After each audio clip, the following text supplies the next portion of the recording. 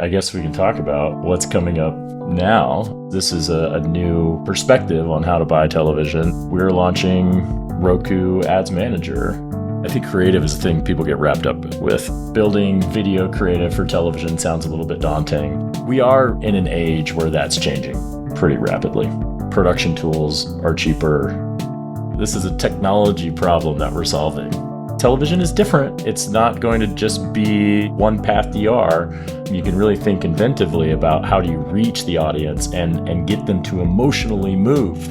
I think marketers are going to be kind of blown away with what they have access to in this new ads manager.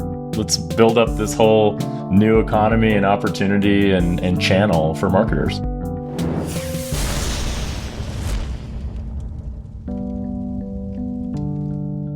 When I found out that Roku was going to be coming on the podcast, I was excited, first of all, because of that amazing Weird Al movie. It was I absolutely loved that Weird Al movie that Roku put out. And then secondary, I started thinking about brands having to diversify away from Meta and Google. We're constantly on this podcast talking about finding new ways to go top of funnel. Streaming's kind of taking over. So then I was like, great, that's going to be a great thing to talk about. And then I find out that it's going to be Peter Hamilton, the head of innovation at Roku, that I'm going to get to talk to. And it just made me realize how serious Roku must be about getting into this performance marketing space if they're going to bring on an OG ad tech guy like Peter Hamilton that I've known for since 2010 or so. Well, I Great appreciate to see you, man. that very much. Yeah, thank you. Thank you so much for having me. Give us a little background on you and and who you are in this space, because you're an OG, as I say. Yeah, no, I'm happy to. I was a entrepreneur and CEO of a company called Tune for about a decade. And honestly, that's where I learned most everything I know about marketing, performance marketing, measurement, optimization, all those kinds of things. Came from the school of hard knocks for sure. Got to learn from the ground up, building from a very small business to a business with 9 offices around the world and several hundred people and all of that. And what we got to see, though, was the development of a totally new industry. Mobile advertising wasn't always a thing. And in fact, the year of mobile was a thing for a very long time that people talked about. I remember. It just wasn't coming. It wasn't happening. Yeah. And it was, measurement and optimization that came about and sort of connected the dots and closed the loop on determining the value of mobile advertising, especially for mobile app developers. And it created an economy, created a whole new way of measuring success and a new way of measuring outcomes, from what is a totally new channel. And it seemed like it just grew overnight once it really started happening. It just started exploding. And so we worked and worked and worked and built and built and built until finally enough marketers started to understand how to do this and sort of, many of them were sort of gaming the system at the beginning. They were sort of teaching us how to do this and how they might be able to really drive value with these channels. And yeah, it was a blast. It was so much fun. As that chapter of my life, closed and I started to think about the next chapters, I was like, the same thing's going to happen in streaming. It's coming. Yep. And 100%. So I started reaching out to folks at Roku just because I believe that Roku is just an incredible position. It's a truly TV first platform. It's not in any other business. It really is trying to be the absolute best operating system for television, and is also trying to operate as more of an open platform play, which I love. If anyone knows me, they know that I love collaboration and partnership, and a rising tide lifts all boats, and Roku very much has that mentality. And so there was honestly no other place that I would rather go and help build that kind of business with. So I was thrilled when they brought me on. So give me their mission. D2C's mission is, I think I'm going to spoil it, because D2C's mission is to help democratize commerce. We're putting this information out there. We're giving access to all these great minds across the e-commerce world. What's the mission of Roku on the ad side of things? It all goes back to the company mission, to be the streaming platform that connects and benefits the entire TV ecosystem around the world. And if you look at that as the central part of our company mission, it just extends directly into advertising. We want to be a central, part of this ecosystem. We want to allow for advertisers to access our media in lots of different ways. We want to provide the best data in the most privacy safe way that we can for advertisers to be able to operate on our platform and to drive outcomes. And so, yeah, it's really just an extension of that platform first mentality. I do think we're just really seated in a very unique position, especially that people don't even realize, we're in half of American households. That scale is just so tremendous, and it's something that I always continue to pinch myself about. When we turn things on, we can get enormous amounts of scale, and we can do really, really unique things because we're in that position. And because you're hardware as well. You're sort of the firmware of people's TV watching experience in a way. What I'm interested in is, because I've actually never bought TV. I've never bought streaming. I've never bought TV. My understanding is that there have been roadblocks. You're working through agencies that are also kind of platforms, or you're buying direct from stations. Talk about the ecosystem of what buying streaming is right now and what you guys are doing with Roku. Yeah, I mean, in general, television hasn't always been easy to purchase, especially, coming from the linear world. You're buying spots and dots within content, within networks. Of course, CTV brings new opportunity to the table where we can do things like targeting on a user basis, on a geo basis, an audience basis. We can build audiences together, all those kinds of things. And so it starts to feel a lot more like the internet in the way that you can serve up the right ad at the right time, to the right user. And then of course, you also have this layer of, the context and the watch behaviors that viewers might have. And so at the same time, even with CTV, the big growth in dollars initially was sort of the migration of linear dollars over to connected TV and streaming. And that has continued to happen in droves, and it's going to continue to happen. Still, we have just eclipsed over the last couple of years total watch hours on streaming versus linear, but total advertising spend has still not surpassed it. So there's still a lot of ground to make up there, right? For sure. And as a result, it's almost like every channel always starts with, large Fortune 500 advertisers, folks that, have been making television commercials for a long time. And as such, there's big minimums. Creative is generally a big investment. Folks are spending a lot of money on the videos that are used for television. So all these things were just more costly to begin with. And I guess we can talk about what's coming up now with us. And this is a new perspective on how to buy television, that you can buy it self-service, like you would buy social or like you would buy search, and you start to democratize the ability to buy on television. And so we're launching Roku Ads Manager in response to that, to start for as little budget as you want and test into it and build it into a channel, target all the audiences that you want to, and start to build it into an efficient channel like you have done in mobile and that you did in the web before that.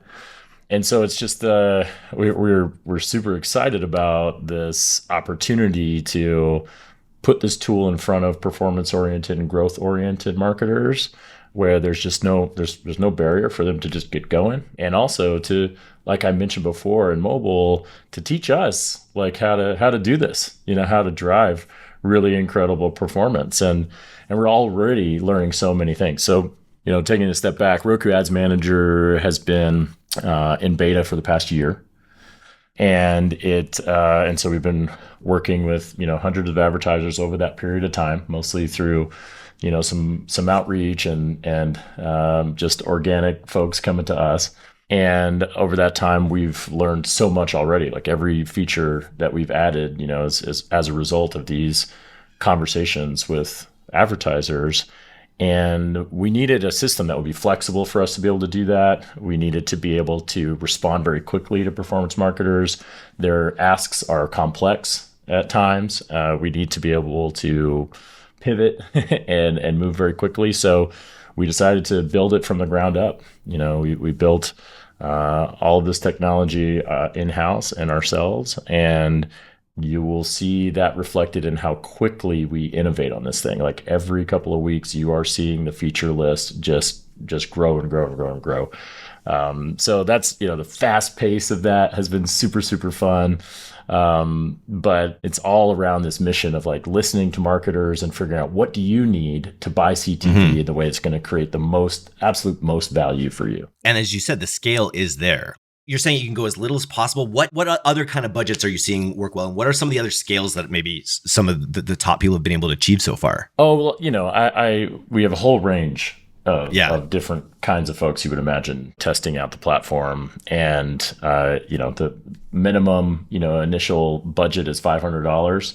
You don't even have to spend that full $500. And you can stop your campaigns anytime. But that's literally start from as low as you want. Most growth marketers and advertisers to test a new channel, I would say, 10 to 20K is like what most people use to test and figure out like, how can I make this a viable channel? And, what's the baseline and what do I need to do to improve it? And how should I be thinking about creative and what I'm going to need to do to improve that? And just like most channels, we think that that's at least a good place to start.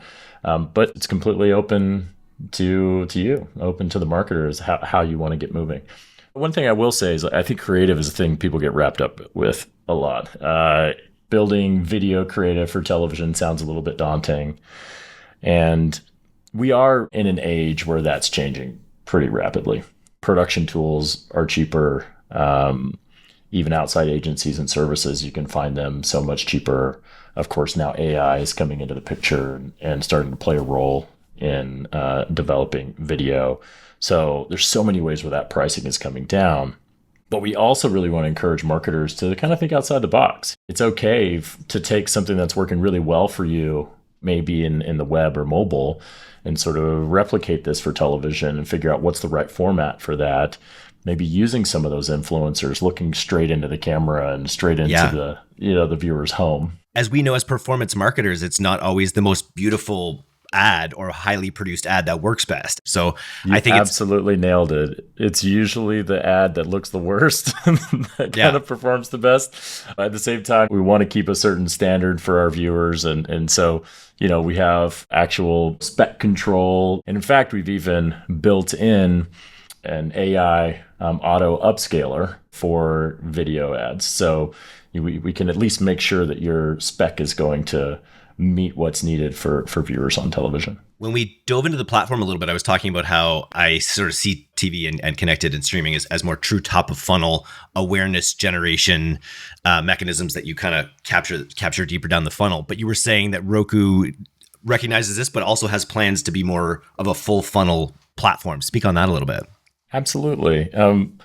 Obviously, we know television from a messaging standpoint is like a powerhouse. And that's also why like performance and growth marketers are talking about CTV a lot right now. They're looking outside of their buys in Facebook and Google that have kind of reached their top and sort of plateaued at a certain way. And they're looking for diversification of spend. And they do know that television has an enormous impact on audiences. And so moving into that is something that they want to do, even just for top of funnel impact, to impact 100%. All the other channels that they're running. And so we already know that that's value. Another area that we've tested into is, how do we drive consideration and intent on television? And if you're in the world of CTV, you certainly went through the QR code craze that came out of the pandemic. Everyone's putting a QR code on every ad. And the QR codes are one way to create a sort of a tappable, clickable experience.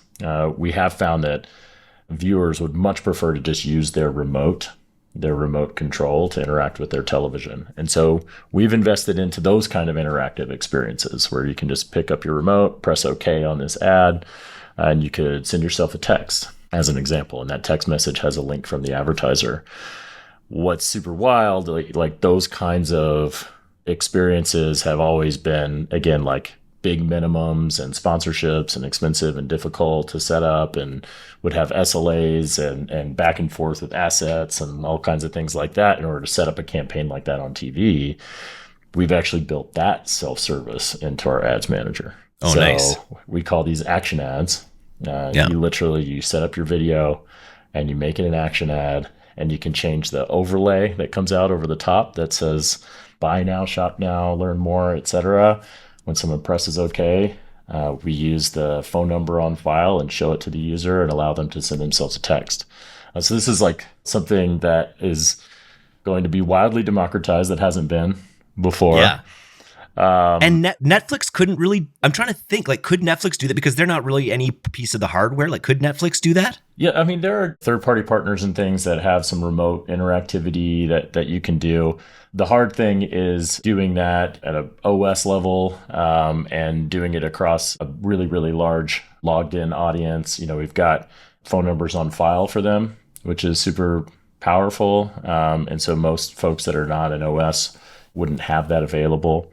The next step that's even harder to do is how do we start to help people make purchases on a television, and what does that look like? And so we've been hard at work at that over the last year.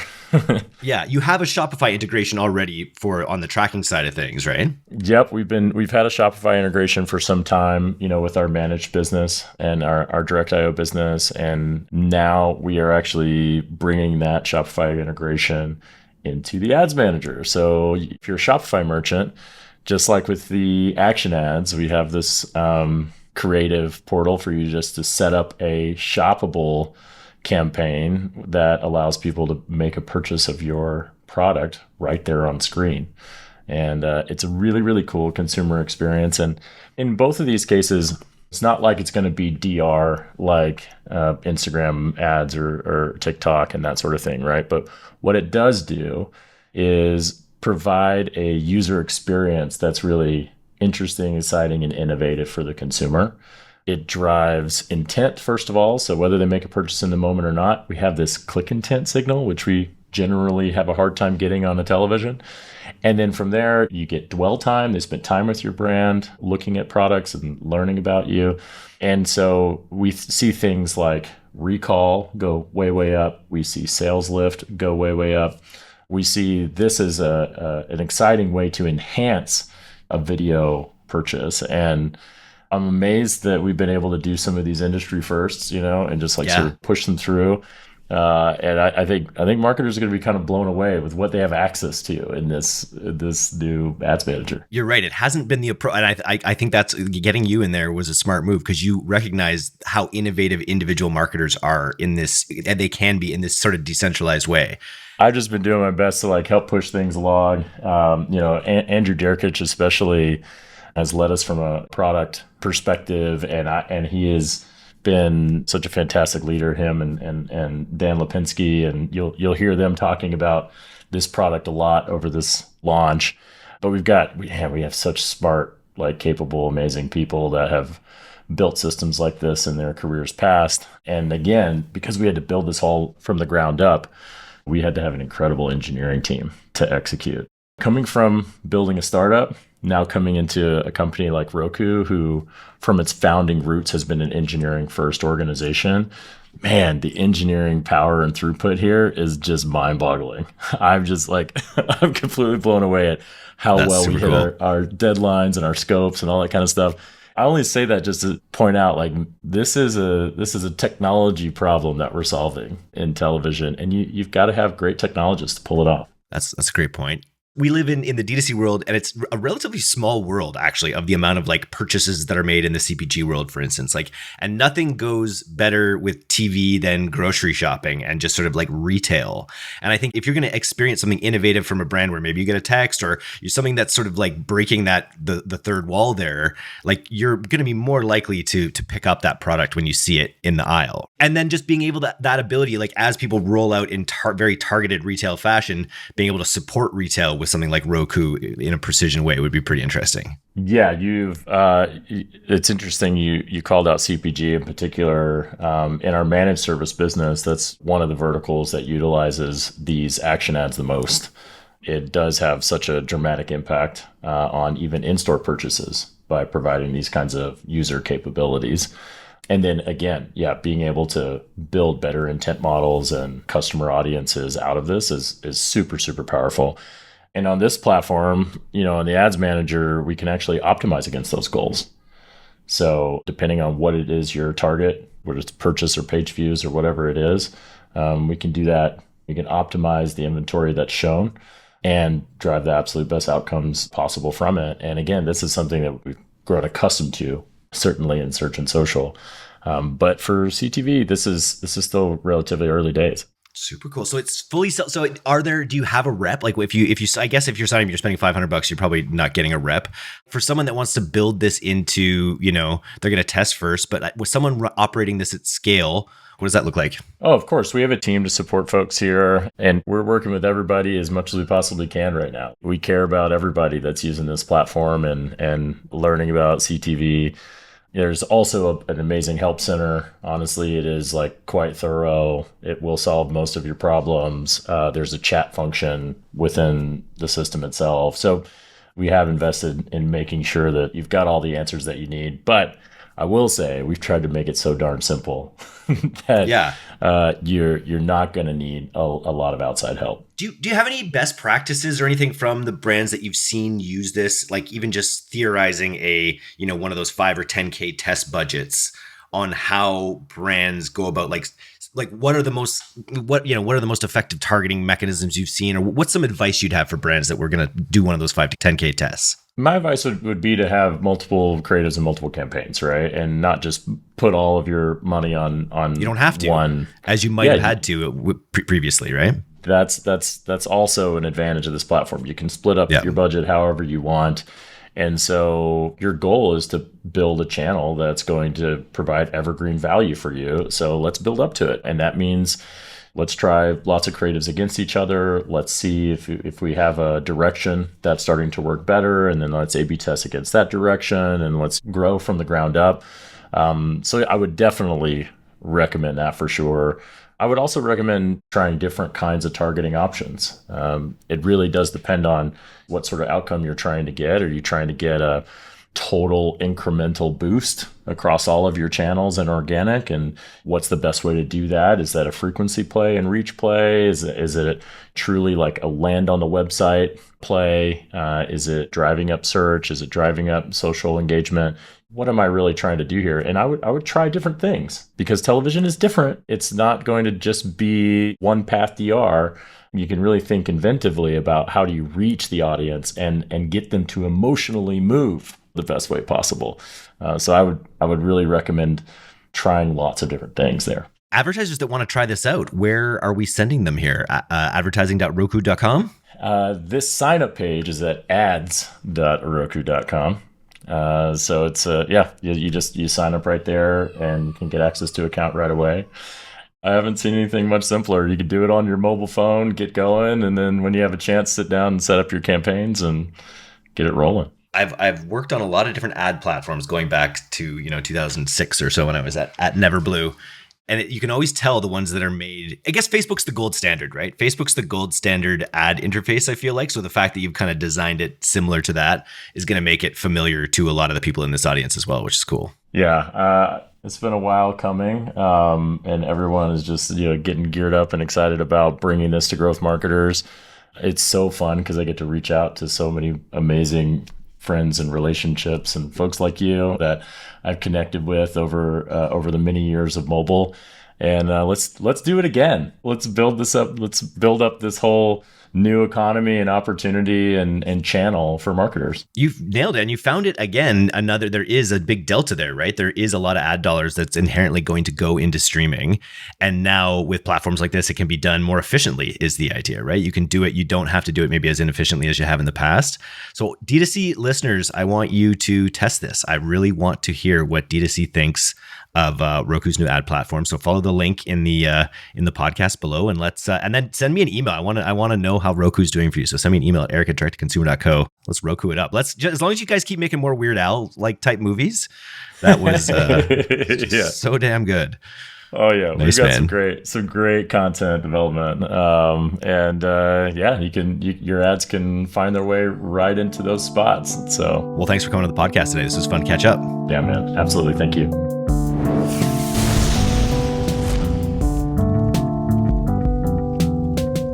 Thanks so much for listening to today's episode.